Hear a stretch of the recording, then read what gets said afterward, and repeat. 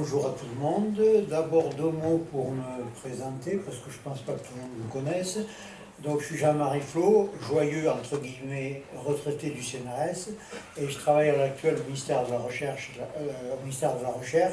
et je suis en charge en particulier en ce qui concerne ici des infrastructures de recherche pour l'environnement. Donc je suis toutes les infrastructures de recherche pour l'environnement. Alors, je tiens à remercier Sébastien qui m'a invité ainsi que la direction. J'étais tout content de venir parce qu'Aéris m'a rappelé ma jeunesse, si je puis dire. Et je suis démoralisé maintenant après l'exposé de Nicole qui m'a fait rappeler tous les cauchemars que j'ai eus de traiter Ether, Icar et Aéris en même temps. Bon, ceci étant dit, donc je vais rentrer dans l'exposé. Alors je regarde comment ça marche. Alors il faut appuyer. Alors. J'appuie sur la flèche qui monte, c'est la flèche suivante, excusez-moi.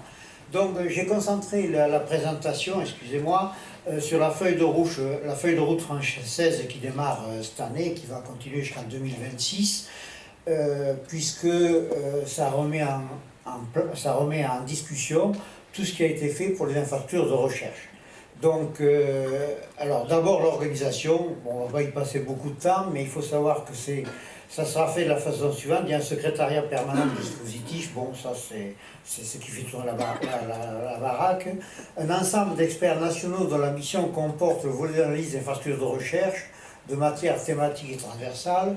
Donc j'ai été chargé de mettre en place ce GT pour l'environnement, qui est quasiment en place maintenant, et c'est lui qui va examiner dans un premier temps, aussi bien en ce qui concerne la partie scientifique que la partie organisationnelle, les organisations de recherche. Et au-dessus, il y a un comité directeur des infrastructures de recherche, et donc ici vous avez le schéma d'ensemble, vous avez le secrétaire permanent en bas, les groupes de travail à droite, oui c'est à droite, nationaux, donc le groupe de travail environnement est mis en place et doit se réunir dès le 13 février, j'y reviendrai plus tard, pour examiner les propositions d'infrastructures de recherche environnement au niveau européen.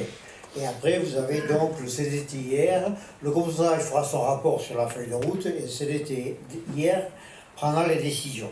Alors ce CDIR, il faut savoir que c'est des gens de haut niveau, puisque vous avez l'administrateur général du CEA, le PDG du CNRS, le président de France Université, le président de l'IFREMER, de l'INRAE, de l'INRA et de l'INSERM. Ce qu'il faut savoir, parce que ça existait avant aussi, ce genre de choses, c'est que ces gens sont très occupés et quand ils arrivent, ils n'ont pas une vision très claire des dossiers. Donc ils se basent essentiellement sur ce qu'on dit les GT. Hein. Donc si vous ne passez pas au GT, ça marche. En général, les présidents, là, ils ont autre chose à faire que faire ça. Enfin, ils le font. Bon. Et la dernière fois, puisque j'étais en charge de cette affaire, ce CDIR n'a rien changé aux propositions qu'avaient fait les GT. Mais enfin, ça, c'est pas enregistré, j'espère, parce que sinon, je vais les amener. Alors, les groupes de travail, donc vous savez, vous en avez un certain nombre, dans astronomie, astrophysique, biologie, santé, énergie, physique nucléaire, hautes énergies, sciences humaines et sociales, sciences de la matière et ingénierie, sciences numériques et mathématiques, infrastructures numériques, et puis le nôtre, qui est sciences du système Terre et de l'environnement. Et vous remarquerez qu'au niveau du SSRI, qui est le truc de recherche au ministère, nous sommes les premiers. Et information technique, information scientifique. Bon, c'est pour vous tenir au courant, vous pouvez... enfin, bon, il n'y a pas de secret là-dessus. Ah mais je suis revenu en arrière, excusez-moi. Donc, alors les catégories d'hier, parce que là aussi, en général, quand je parle d'hier, les gens n'ont pas bien saisi toutes les catégories qui existent. Alors, elles sont bon, monocytes, nationales ou distribuées, physiques ou virtuelles, proposant des instruments et services au meilleur niveau. Alors, il y a 4 catégories dans le système français. Les OSI, qui sont les organisations scientifiques internationales fondées juridiquement sur une convention intergouvernementale. C'est par exemple le CMWF, qui est un OSI. Bon, il y en a d'autres. Enfin, il y a aussi, qu'on s'appelle, ce qui font de la Terre, j'ai oublié le nom, ce qui fait des trous dans l'océan. L'ODP, c'est un OSI aussi. Alors, il y a les IR étoiles, appelées anciennement TGIR, Très Grande Infrastructure de Recherche. Bon, je pourrais vous dire pourquoi on a changé le nom de TGIR en Très Grande Infrastructure de Recherche, parce que lorsqu'on a discuté le budget a dit, attendez, vous avez des Très Grandes Infrastructures de Recherche qui coûtent 1 milliard d'euros et d'autres qui coûtent 10 millions. Ça ne veut rien dire une Très Grande Infrastructure de Recherche qui coûte 10 millions d'euros. Donc, dans sa grande sagesse, le ministère a dit on va appeler ça IR étoile. Personne ne sait ce que ça veut dire, mais enfin bon. Et donc, ces infrastructures de recherche sont sur la responsabilité scientifique des opérateurs de recherche, mais elles relèvent d'une politique nationale, et donc il y a un fléchage spécifique du ministère sur ces infrastructures de recherche. La grande majorité, on va le voir ensuite, sont des infrastructures de recherche dont la stratégie scientifique et les suivis budgétaires sont sous la responsabilité des opérateurs de recherche, CNRS, IFREMER, ainsi de suite, INRAE, ainsi de suite. Et puis il y a aussi ce qu'on appelle les projets d'infrastructures de recherche, qui sont des projets d'infrastructures qui n'avaient pas leur pleine maturité, mais que le ministère a décidé de laisser sur sa feuille de route en disant la fois après, on va vérifier s'ils ont mûri, et si oui, on les met, s'ils n'ont pas mûri, ils sortent. Alors ici, là, je vais passer un petit moment sur ce transparent. Donc vous voyez les OSI, vous avez EUMETSAT, CEPMDT, bon. Alors les IR étoiles, alors quand on dit que ce sont des IR très grandes infrastructures de recherche, c'est pas vrai, Concordia est une petite infrastructure de recherche. C'est juste, mais la décision de la mettre IR étoile est une décision politique de la ministre. Ça, c'est pas une décision des opérateurs, que ce soit, c'est une politique de... Donc, les très grandes infrastructures de recherche, les IR étoiles, vous avez Concordia, la flotte, alors effectivement, c'est une grande infrastructure de recherche, il y a 4 navires hauturiers, ainsi de suite, et elle coûte plus de 80 millions d'euros par an, et ODP et Corp. Ensuite, j'ai mis en violet des infrastructures de recherche françaises, et qui sont aussi au niveau européen. Il ne faut pas vous cacher qu'au niveau du ministère, on prête une énorme attention aux infrastructures de recherche franco-françaises, mais qui sont rattachées à des infrastructures de recherche européennes. C'est-à-dire qu'on souhaite avoir une politique cohérente entre l'Europe et la France. Donc, bon, c'est celles qui sont en violet, là. Bon, alors vous avez d'autres qui ne sont pas en violet, comme le Climéry, Dataterra, INER, rare, bon, pas de problème.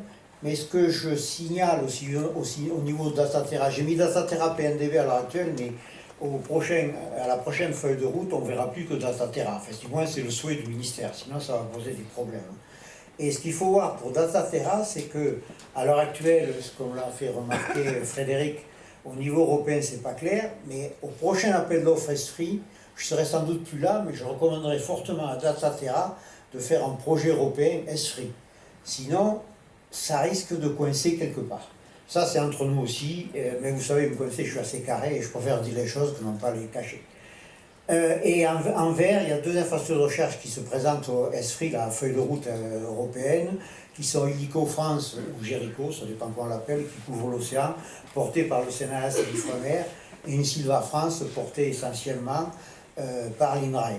Ces 2 infrastructures vont être positionnées, donc je lis, par le groupe de travail le 13 février, si j'ai bonne mémoire. Et vous voyez qu'il y a une infrastructure de recherche, RHF, qui est un projet hier, et donc qui va être examiné, comme toutes celles qui sont là, hein, toutes vont être auditionnées par le GT. Alors on verra ensuite les critères, donc je passe au point suivant. Alors, les GT nationaux, bon, ça je le dis parce que je suis obligé en tant que ministère de dire des choses un peu correctes. La phase d'analyse de synthèse est la plus grande importance, vous en doutez, mais il faut le répéter. Alors, les GT nationaux, il faut intervenir représentant toutes les parties. Il y a au GT environnement des représentants de tous les organismes quasiment qui s'intéressent à l'environnement. Bon, la représentativité et l'expertise scientifique sont les piliers, d'accord. Et entre les différents groupes de travail, le secrétariat a demandé que les livrables soient homogènes. Ça n'a jamais été le cas jusqu'à maintenant, mais on peut espérer que ça le devienne. Et le processus est cadré, c'est-à-dire que bon, on est censé se réunir à peu près en même temps et faire ça les uns en même temps que les autres. Alors, ceci étant, il faut que vous sachiez aussi que la France est investie dans un nombre d'infrastructures de recherche extrêmement important, aussi bien au niveau européen qu'au niveau français. Donc, au plus haut niveau, il y a des gens qui commencent à dire qu'on est dans trop d'infrastructures de recherche. Hein. Il faut que vous sachiez ça. Donc cette année, l'analyse pour la feuille 26 va être plus dure que les années précédentes parce que les infrastructures de recherche coûtent cher, les finances pour la recherche, no comment, mais soyez prudents. Donc je vais venir aux conditions ensuite. Alors, et ce que vous voyez, c'est que nous serons candidates à la feuille de route, et la DGRI décidera ensuite, que celles qui sont passées sous les fourches codines des groupes de travail et du CDIR. Alors, ce qui est important ici, c'est figurer sur la route 2021, ne garantit pas un maintien sur la feuille de route 2026. Ça a été dit parfaitement clair au plus haut niveau, au niveau du ministère. Et il y aura un examen allégé pour les IR étoiles. Mais en fait ça, moi de mon point de vue, en ce qui concerne le groupe de travail, on examinera les IR étoiles aussi bien que les autres IR. Ce n'est pas parce qu'elles sont étoiles qu'elles ne doivent pas être examinées comme tout le monde. Hein. Ça c'est mon point de vue personnel, mais je pense que j'y arriverai. Alors, les conditions d'entrée. Alors, bon, il y a la science, évidemment. Si ce que vous faites scientifiquement ne tient pas la route, c'est...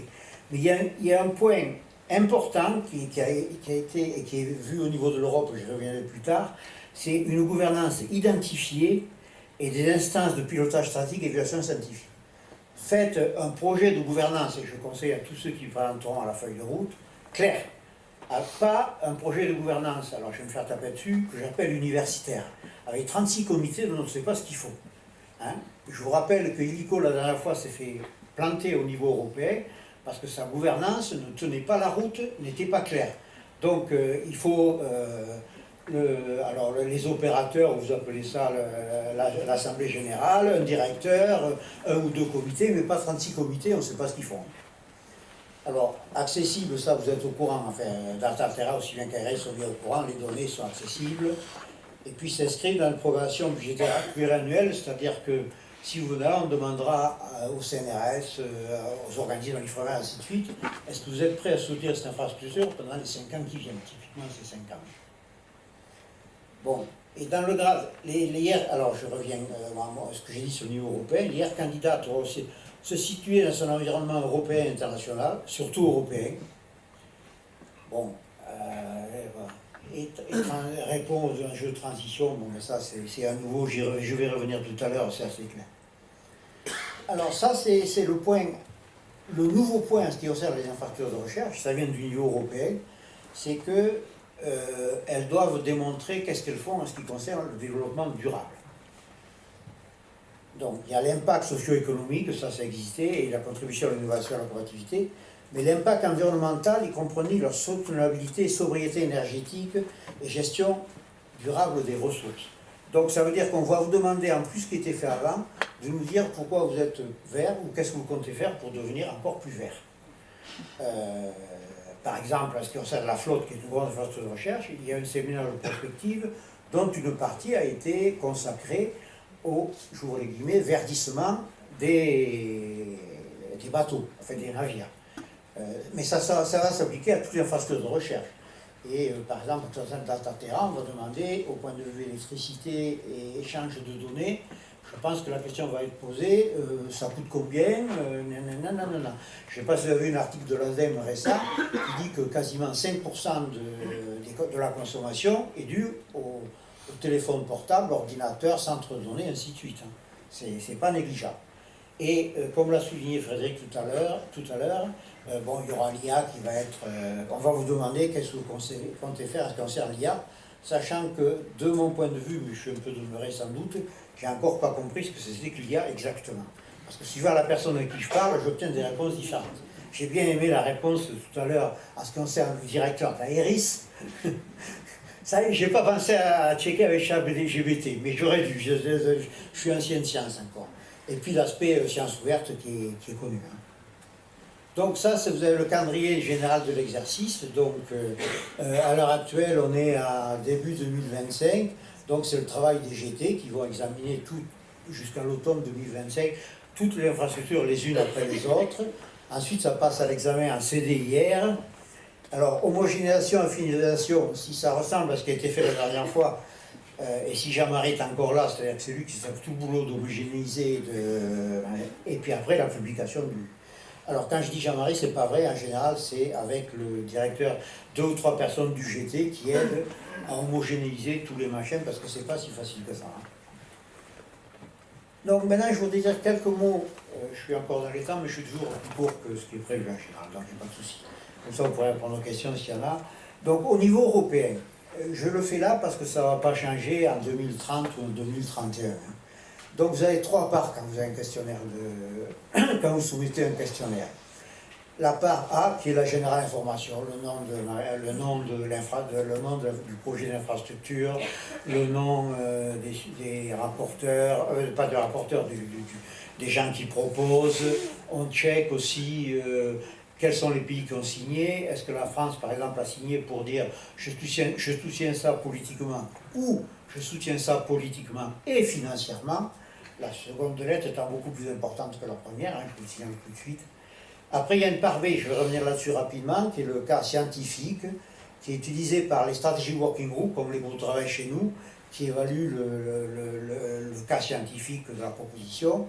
Et puis la partie C, qui est l'implémentation, qui est utilisée par l'implémentation groupe d'IG, pour voir si ce que vous proposez pour implémenter votre infrastructure est correct. Alors, la scientifique excellence, c'est la partie B, donc vous avez l'excellence scientifique. Est-ce que c'est valable au niveau européen? Quel est l'impact socio-économique? Quelle est la stratégie des utilisateurs et pour l'accès? Et puis n'oubliez pas un point qui est important, c'est les inits. Il y a des infrastructures qui se pointent, qui repèrent des données, mais ensuite on ne sait pas où sont ces données, ni qui en fait quoi. Et ça pardonne assez peu. Et alors, ce qui est nouveau, ce qui revient à ce qui rappelle ce que j'ai dit tout à l'heure, c'est les considérations environnementales, c'est-à-dire ça ne sera pas encore décisif, mais ça aura du poids. Et alors, là, je voudrais insister sur la part C, parce que les gens ont tendance à négliger la gouvernance, et c'est une grave erreur, parce que, je rappelle, Jericho, la fois avant, scientifiquement avait A, c'est-à-dire c'était excellent, a eu C en ce qui concerne la gouvernance et a sauté. Donc n'oubliez pas quand vous présentez une infrastructure de faire une gouvernance qui tient la route et qui soit claire. Avec, d'abord, qui c'est qui paye, ça c'est pas uniquement la gouvernance, mais c'est qui c'est qui paye. Le travail préparatoire, c'est-à-dire si vous n'êtes pas totalement prêt, comment vous allez faire la gouvernance. Votre planning sur les 5 ans à venir, vous dites qu'entre l'année 2025 et l'année 2030, vous faites ça. Quel est le planning? Est-ce que vous faites ça en 1 an, en 3 ans, en 5 ans? Point important, la gouvernance et le management, ce que je dis tout à l'heure, la politique des ressources humaines, les finances, c'est-à-dire qui paie quoi sur les 5 ans, et les risques. Alors les risques en concernent les infrastructures environnementales, il y en a assez peu de risques, sauf la coupure des crédits, qui est un risque assez évident, mais il n'y a pas de risque. Ce qu'on vous demande, dans le domaine de l'environnement, je n'ai pas vu de risque spécifique en ce qui concerne. La flotte, ça dit que si un bateau coulait, c'est un risque, mais ça, c'est un risque quand même qui est assez peu probable. Voilà. Alors, je pense avoir fini. Donc, je vous remercie pour votre attention. Encore une fois, merci de m'avoir invité ici parce que j'ai bien aimé. Et j'espère que ça a été utile, même si ce n'était pas au niveau de la science éclairée, mais au niveau du ministère qui est loin pour le moment de ChatGPT. Merci.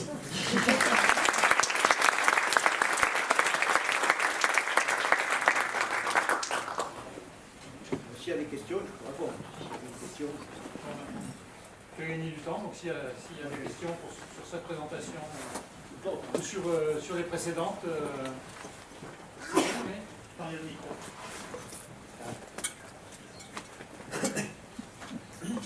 Est-ce que ça va? Oui, ça va. Oui, Jean-Marie, vu l'INSU, on a l'impression qu'il va y avoir un télescopage entre la feuille de route nationale et européenne. Comment vous allez gérer avec des dépôts des dossiers pour les ESFRI qui sont attendus le 8 avril 8 avril. Voilà. 8 avril. Et donc, est-ce que vous aurez eu le temps, après, à partir du 13 février, de regarder aussi ces dossiers-là en priorité? Enfin, il y a une petite inquiétude de ce côté-là. Non, c'est clair que les dossiers qui se présentent pour ESFRI sont prioritaires. Donc c'est ceux qu'on examine le 13 février et la décision sera prise avant le 8 avril de savoir si le ministère écrit la lettre de soutien politique ou la lettre de soutien politique et financière, mais il écrira ça que s'il a les lettres du CNRS, de l'INRAE ou de l'IFREMER disant on est prêt à payer. Soyons clairs, le ministère ne mettra pas d'argent sur la table. Ok, donc de l'autre côté c'est clair. Le travail a été fait, alors je pense à Jericho notamment. Oui, donc je comprends. Avec Anaïg, Laurent Coppola, enfin tous ceux qui portent effectivement Jericho. Un travail a été fait, je pense aussi avec Frédéric, pour effectivement déterminer la part des ETP qu'on peut effectivement valoriser en tant que service. Donc tout ça c'est prêt, c'est juste que voilà, j'avais cette inquiétude Non mais par le rapport problème, moi j'ai calendrier. vu que c'était prêt, je connais bien Naïf, j'ai travaillé avec eux, et ils vont me présenter le 13, ils avaient présenté avant. Le problème c'est qu'il faut que la lettre arrive de signer par le PDG du CNRS et de l'IFREMER. C'est PDG, DGDS, ça ne marche pas? Ah si, si c'est... Ah d'accord, ok. des GDS, Ok, ok. non, ça Donc marche. ça, c'est Mais le 3 février. quelqu'un qui, vu du ministère, peut engager des finances. Ok. Et s'il dit je paye 100 millions, on est sûr qu'il va payer 100 millions. Ok. Enfin, on est sûr. Merci. Est-ce qu'il y a d'autres questions?